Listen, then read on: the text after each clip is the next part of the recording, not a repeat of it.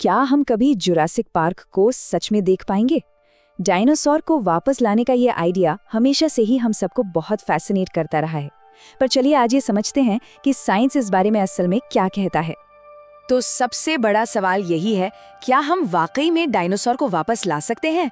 Science के हिसाब से देखें तो इसका जवाब उतना सीधा नहीं है जितना हम फिल्मों में देखते हैं। तो इस पूरे सपने के रास्ते में जो सबसे बड़ी दीवार खड़ी है वो क्या है? वो है एक छोटी सी चीज जिसे कहते हैं डीएनए। देखिए, प्रॉब्लम हमारी टेक्नोलॉजी की है ही नहीं, प्रॉब्लम तो खुद नेचर की है।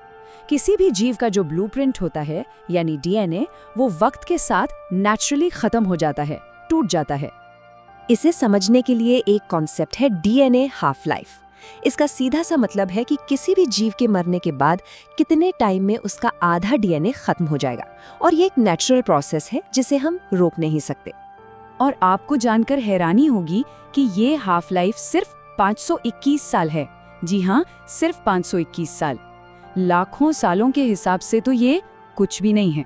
तो चलिए हिसाब लगाते हैं। 521 साल में डीएनए आधा खराब हो जाता है और करीब 68 लाख सालों में ये पूरी तरह से खत्म हो जाता है, मतलब बिल्कुल गायब। अब जरा सोचिए, आखिरी डायनासोर्स तो 6.5 करोड़ साल पहले मरे थे। इसका मतलब किसी भी काम लायक डीएनए के बचने का तो कोई सवाल ही पैदा नहीं होता। तो फिर जुरासिक पार्क वाली कहानी का क्या? वो मच्छर जो एम्बर में फंसा था? बदकिस्मती से ये आइडिया भी ज्यादातर एक कहानी ही है। इतना लंबा वक्त गुजरने के बाद किसी भी डीएनए का बचना और इस्तेमाल के लायक रहना नामुमकिन है। तो ठीक है, अगर सीधा डीएनए मिलना इम्पॉसिबल है तो क्या कोई और रास्ता हो सकता है? क्या साइंटिस्ट के पास कोई और तरीका है जिससे डायनासोर बनाए जा सके? चलिए देखते हैं।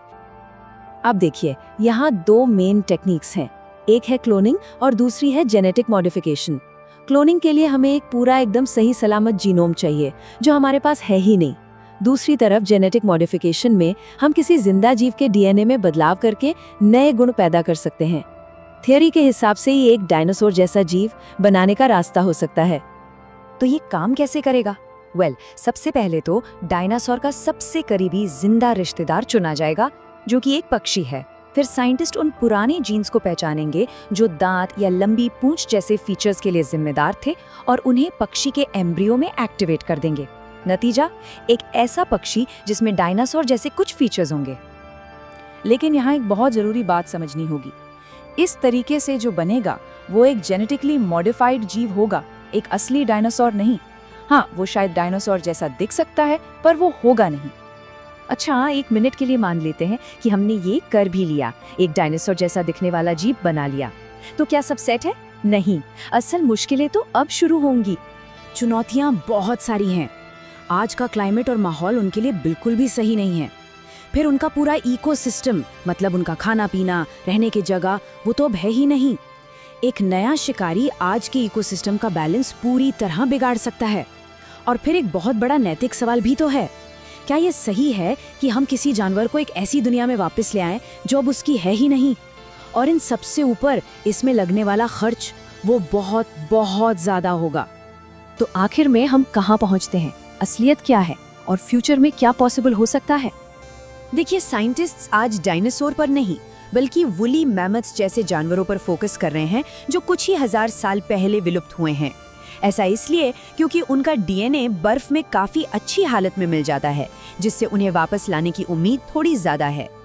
तो आज की तारीख में साइंस का फैसला बिल्कुल साफ है, असली डायनासोर्स को वापस लाना प्रैक्टिकली इम्पॉसिबल माना जाता है। डायनासोर हमेशा हमारे लिए एक बहुत ही आकर्षक रहस्य बने रहेंगे, और सच कहें तो शायद इसी में उनकी असली खूबसूरती है कि हम उन्हें सिर्फ फॉसिल्स और अपनी कल्पना से ही जान सकते हैं। यही बात उन्हें इतना स्पेशल बनाती है। तो सवाल ये उठता है कि अगर डायनासोर नहीं तो फिर कौन? क्या हमें वुली मैमथ या तस्मानियन टाइगर जैसे हाल ही में विलुप्त हुए जानवरों को वापस लाने की कोशिश करनी चाहिए? ये वो सवाल हैं जो आने वाले वक्त में साइंस और एथिक्स की दुनिया में एक बड़ी बहस छिड़ेगा।